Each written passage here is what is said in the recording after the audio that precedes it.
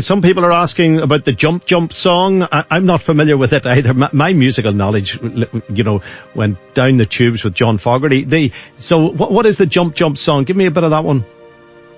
The Jump Jump song, it was sort of like an R&B or rap song from around about 1999, or 1992, sorry, and it was talking about people wanting you to jump.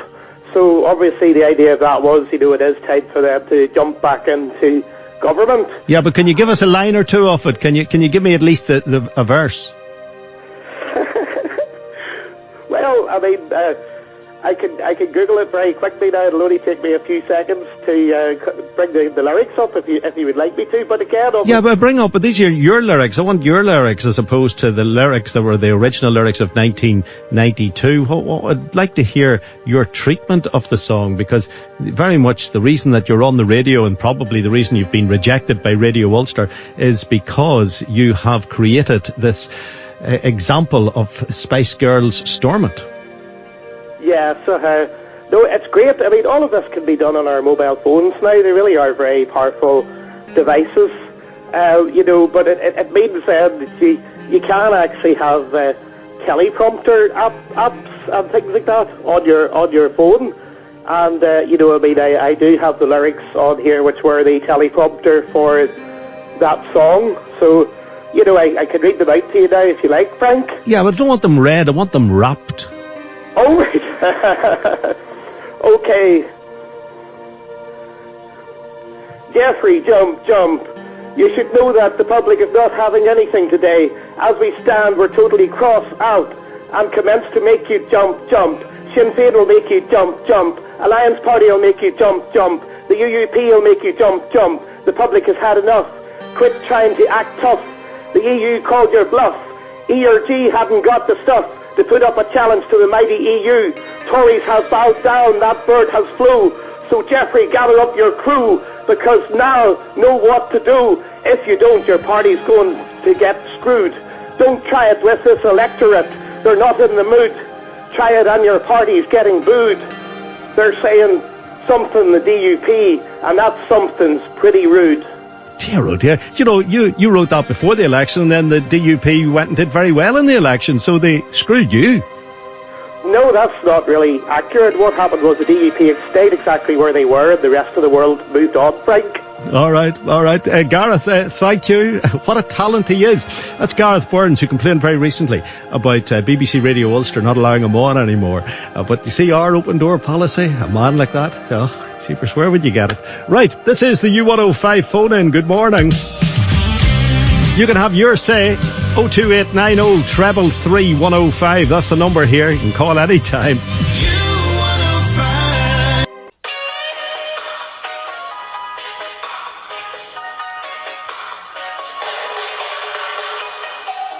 Sun is shining, the sun is shining.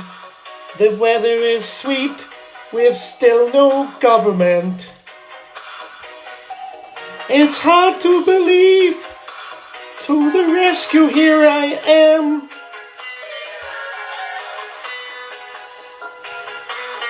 Jeffrey, step up. Where's the plan?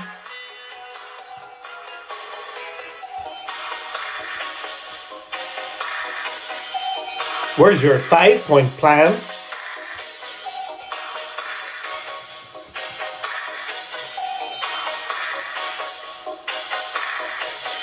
Monday morning, here I am. Where is Stormont, Jeffrey? Where'd you stand? Wednesday morning, I tell myself a new day is rising, that the DUP will get compromising. Friday morning, here I am. Come on, Jeffrey, what's the plan? When societal problems gather, it's insane, bro. It's driving me insane, bro, too. So come to the rescue. Society just can't wait. Be brave, mon. Step up to the plate.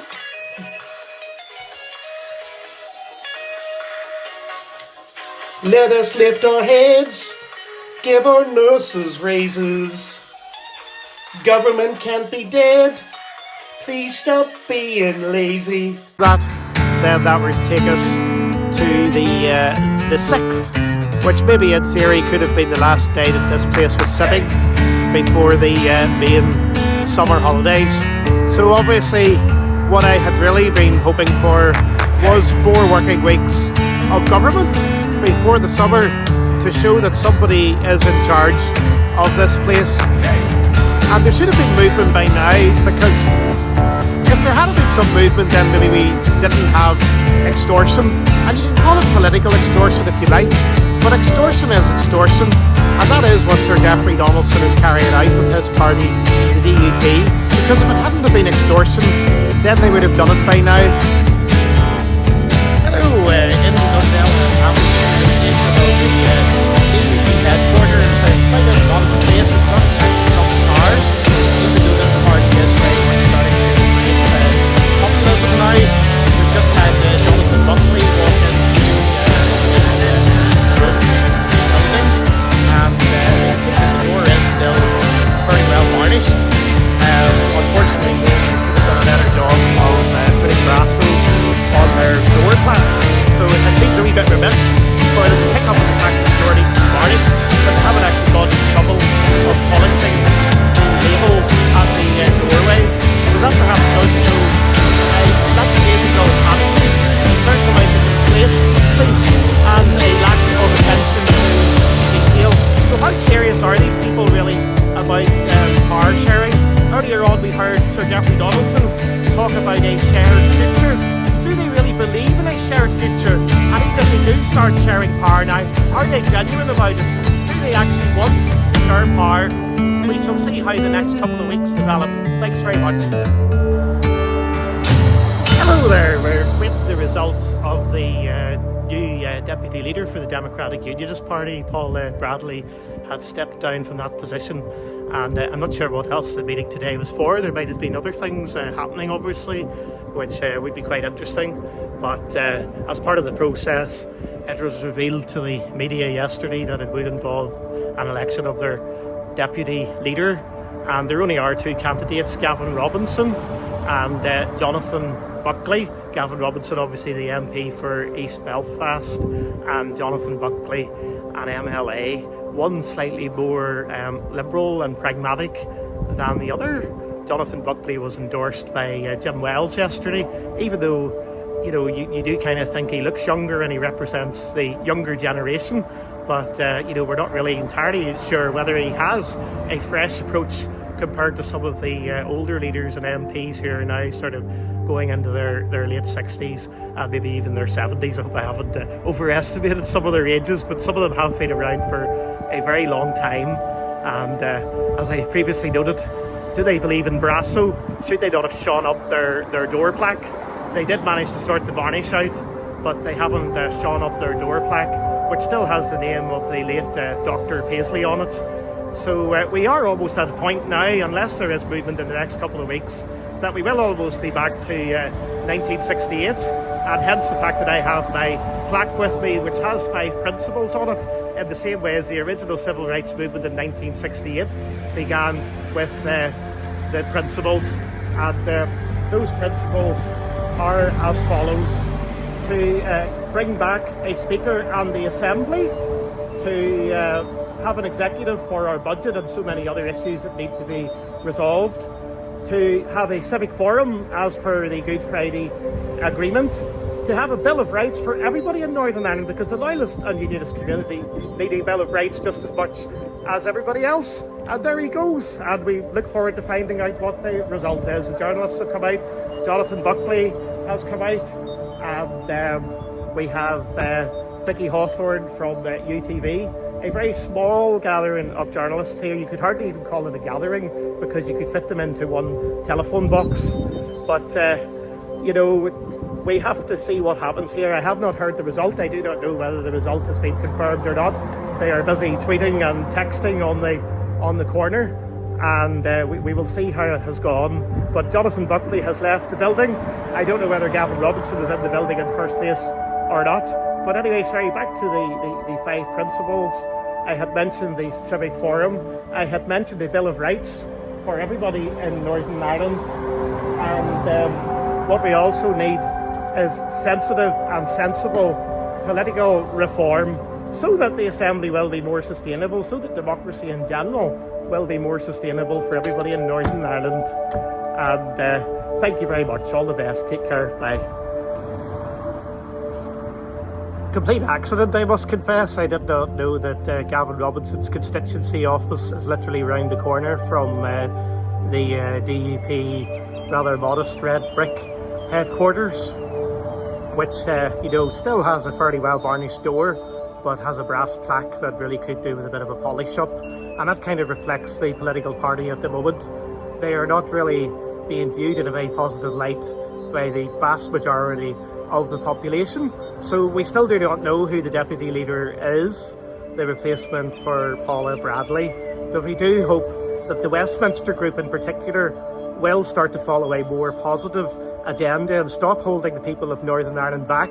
So obviously, as I'm speaking now, I do not know whether Gavin Robinson is the deputy leader of the Democratic Unionist Party or not, or whether it is the more traditional, even though he appears to be younger, Jonathan Buckley.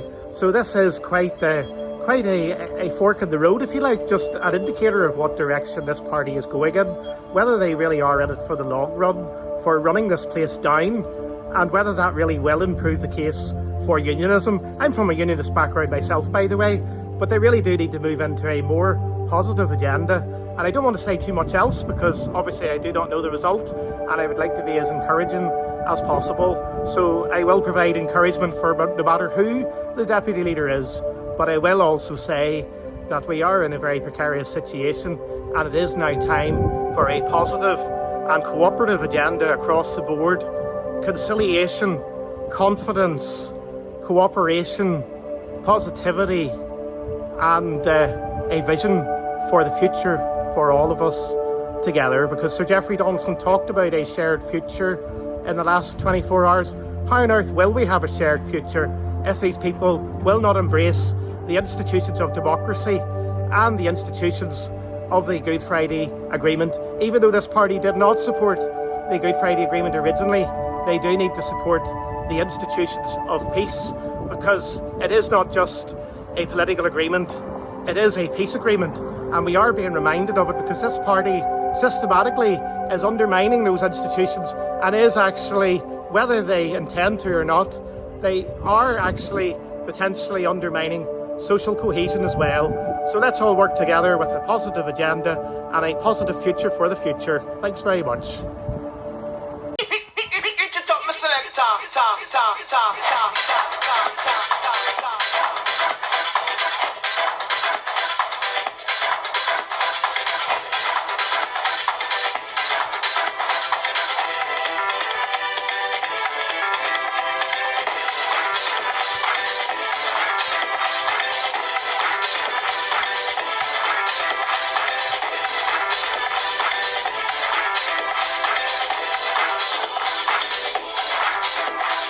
Sun is shining, the sun is shining. The weather is sweet with still no government. It's hard to believe. To the rescue, here I am. Geoffrey, step up. Where's your 5-point plan? Where's your 5-point plan? Where's it gone?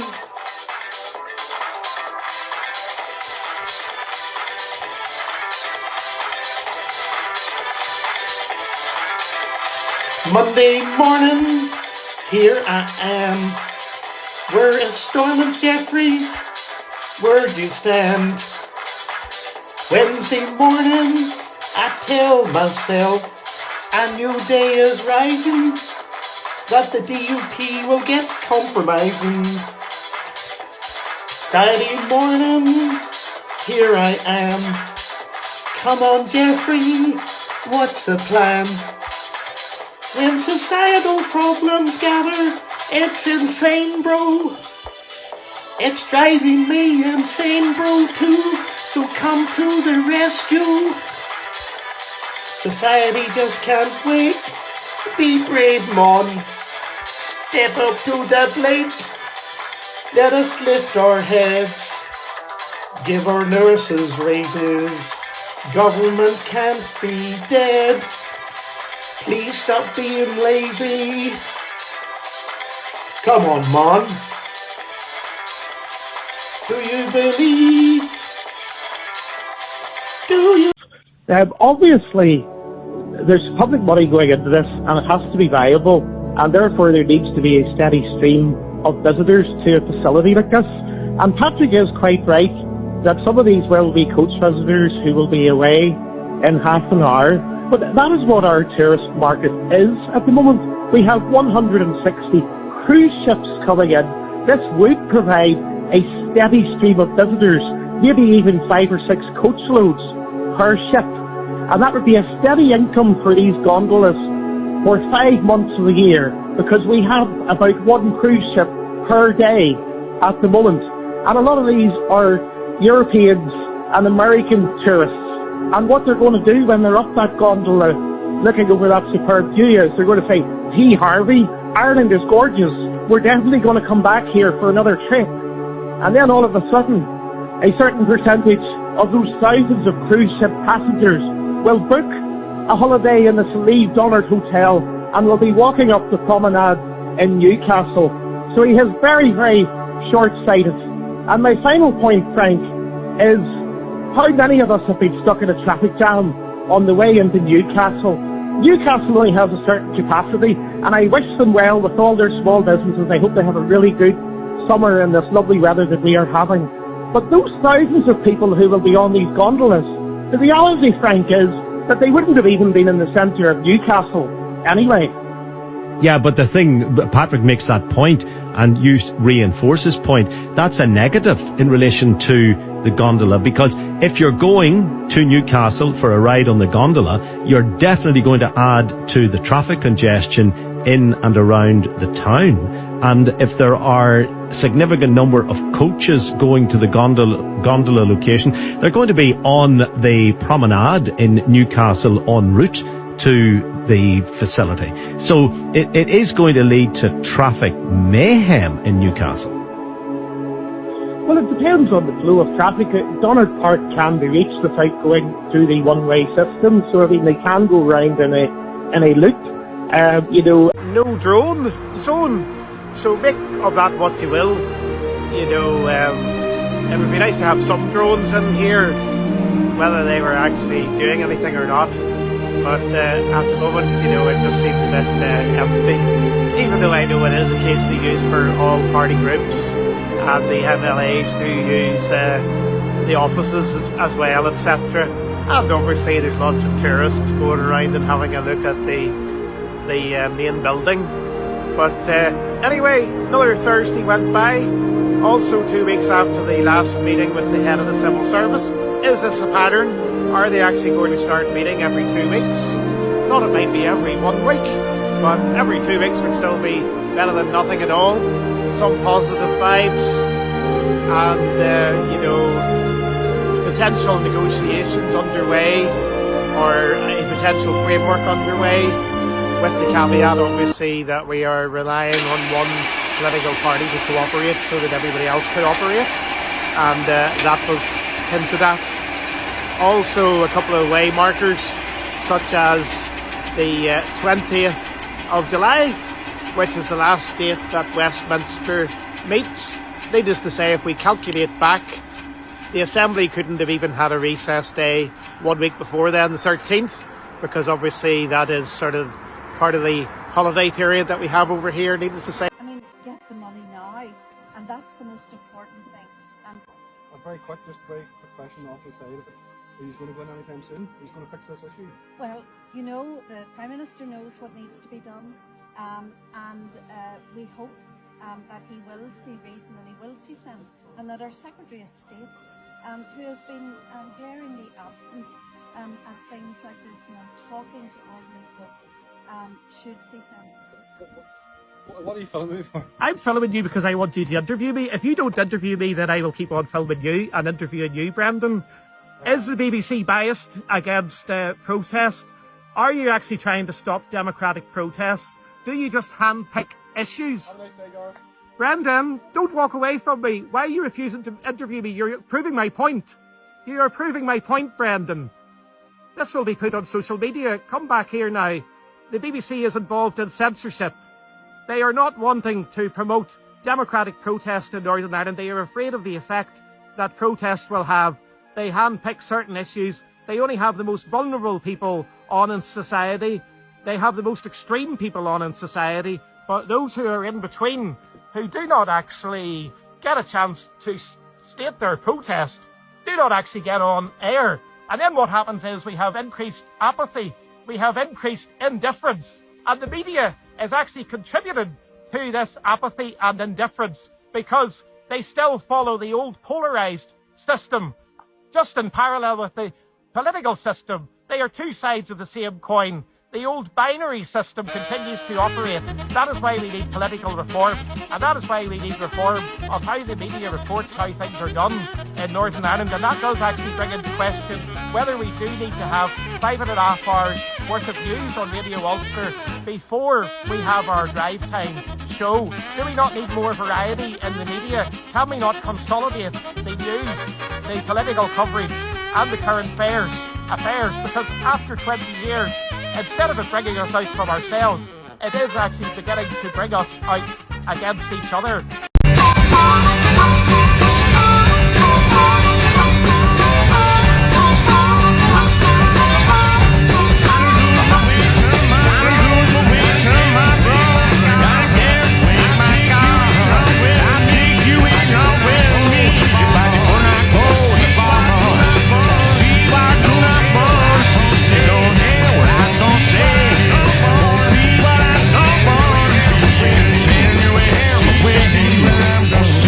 See where I'm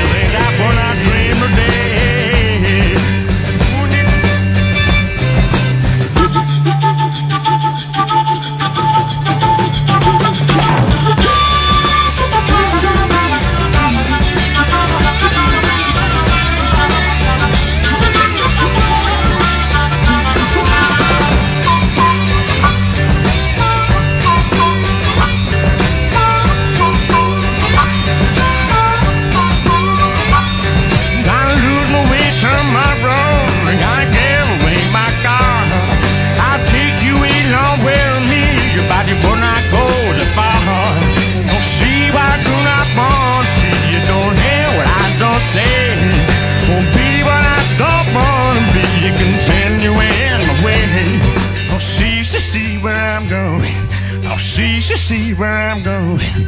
Oh, see where I'm going to. I don't want to.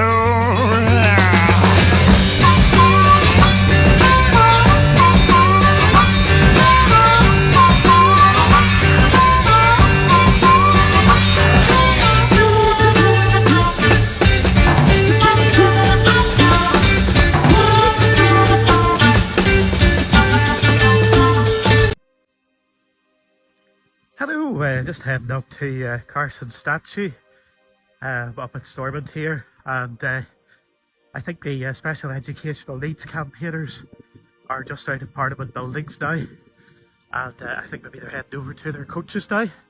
Great to see that they've had a voice, because they are very much at the fault line of the current political impasse and the current budgetary pressure in Northern Ireland.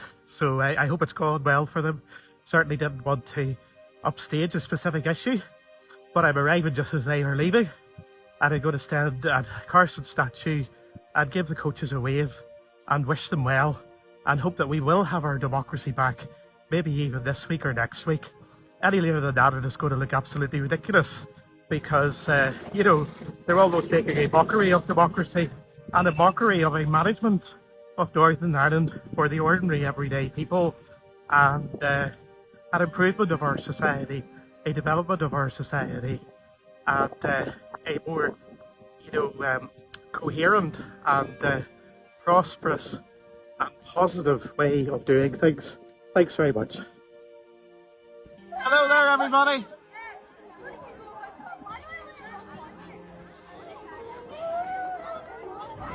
Hello there.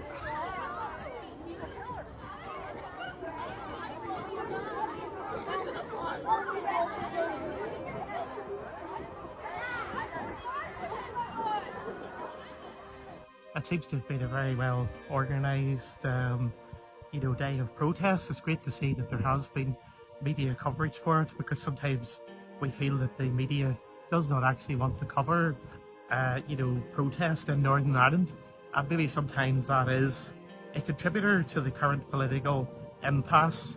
You know, there is a great deal of indifference at the moment, and sometimes it seems completely unlikely that there ever would be a modern day equivalent of a peaceful Northern Ireland civil rights movement like what there was in 1968. I mean, the principles before the Troubles. I'm certainly not advocating a return to Troubles. Good evening. Saturday night, 2 weeks later, and no change with the DUP sign. Twitter Space tonight is about whether journalists and politicians are too cosy with each other, and are they actually quelling public protest because they tend to focus on the most vulnerable in society and the destitute and the extreme, but quite often not necessarily people in between who are protesting, who are annoyed with what is happening and do actually want to do something about it. But sometimes the media seems to be stuck in the rut of the old binary narrative along with the politicians. So maybe we need more than political reform, and we need reform of the approach that the media has towards the situation in Northern Ireland and encouraging everybody to work together. Thank you very much. Please join us on the Twitter Space at 9:45.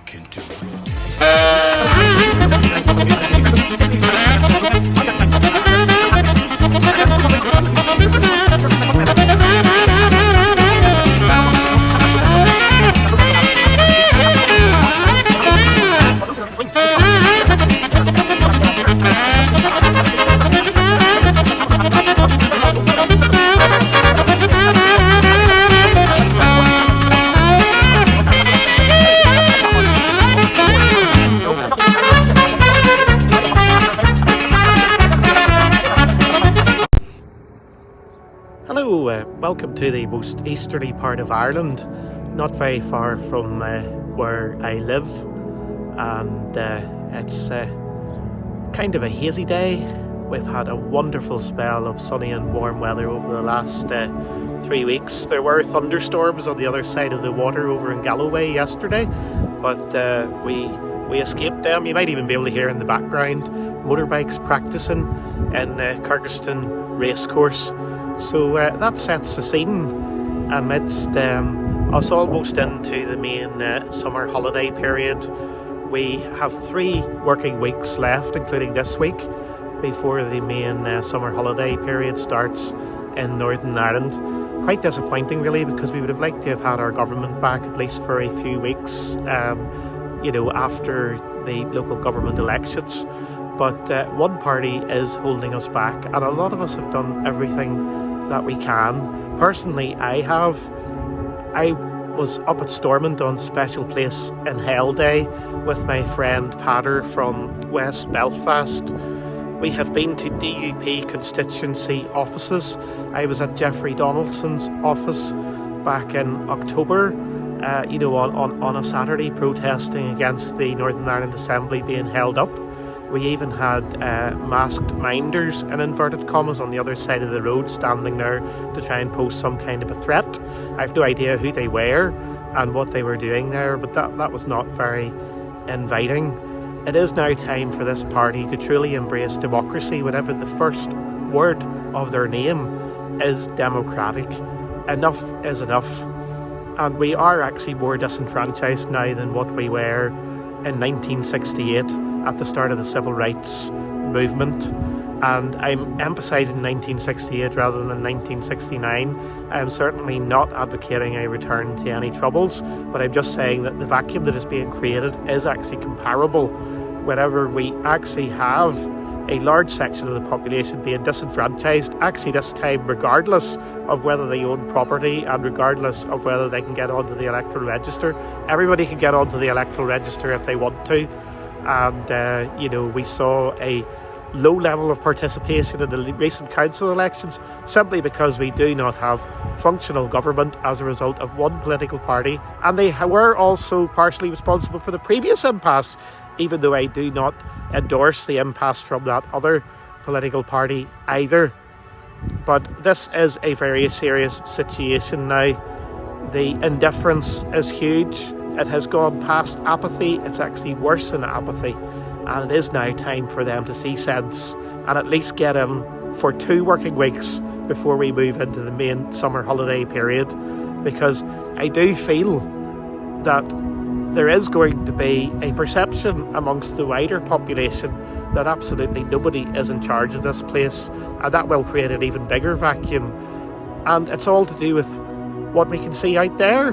It's a bit of a hazy day now that the sunny weather is beginning to break a bit. I even felt a bit of rain on the windscreen, but out there's a bit of mist. We can't actually see Scotland today, but apparently out there somewhere there is a so-called Irish Sea border, and it's all in the mind really.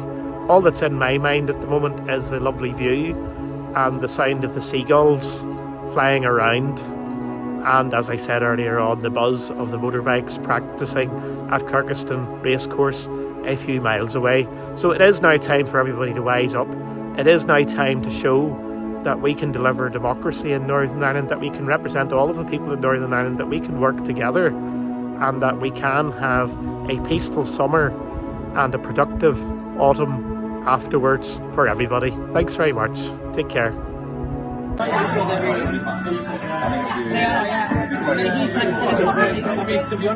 Christ. It's not her boyfriend.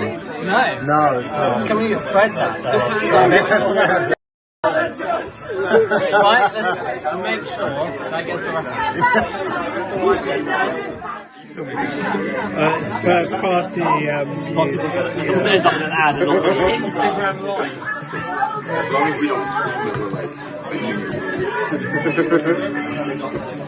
Well, I'm pretty sure.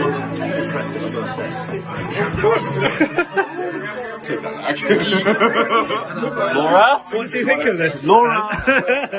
A peaceful Northern Ireland civil rights movement like what there was in 1968. I mean, the principles before the Troubles. I'm certainly not advocating a return to Troubles, but there are 5 principles, and they were applied back then at the start in a positive spirit for the whole community. And I think we're almost at the time now where we need something like that again. But obviously we are hoping that there will be a return of this government, within the next week or so. Any later than that, and it literally will be last minute. It literally will be before the theoretical recess of the 6th of July, which would almost be an insult to this democracy. So we really would like to see some movement within the next week, or preferably within the next couple of days. Thanks very much.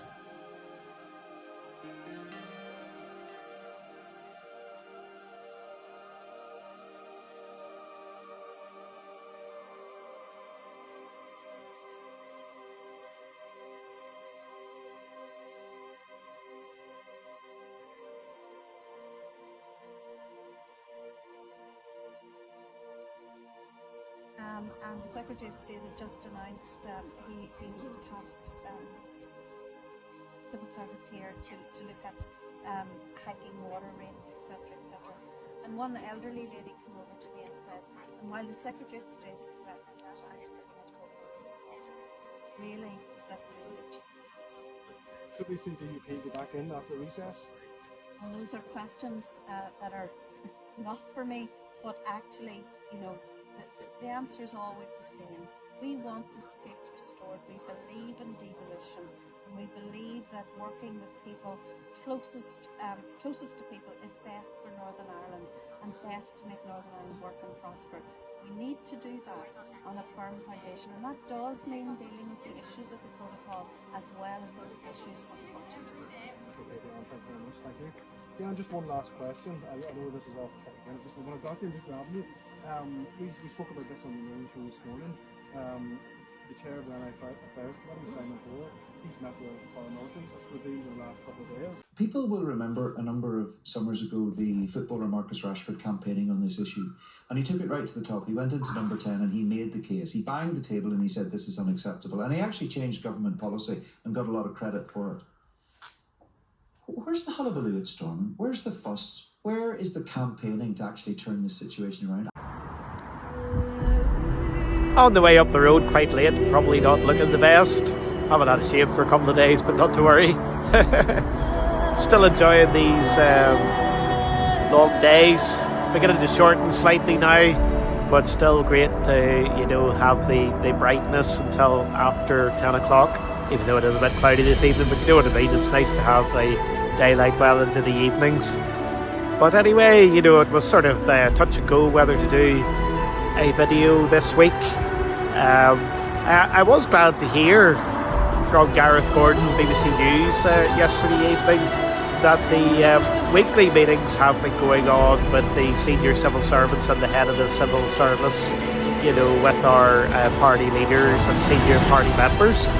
At least we know that's happening. At least the possible scenario of the return of the Assembly is being discussed in the context of trying to manage the budget and to provide public services, even if there is still no guarantee that it will actually happen in the autumn or not. But we had the latest results from Queen's University. Hello there. And, it's just really adding to what we've already said before. The support for the protocol/Windsor framework is gradually increasing, and 65% of people do want the Assembly up and running again, and there is still a hard core of round about 30% who are against it. But there's nothing new there, and we are being held back by a relatively small proportion of the population. We heard about the institutions of the Northern Ireland Affairs Committee this week. We understand the concerns, and we had some very good accounts from Sir Geoffrey Donaldson and Naomi Long. But at the end of the day, we know the stats, we know where the support is, we know that the vast majority of the population do want to carry on and do want to make a success of this place, and it would have been a wonderful gesture to get them back in, before the nominal recess date, which is next Thursday. But that means obviously we only have 4 working days left, and obviously it's going to look absolutely ridiculous if it's lastminute.com. But anyway, always living in hope. 4 more working days, you never know what might happen. All the best, have a good weekend and take care. Thanks, bye.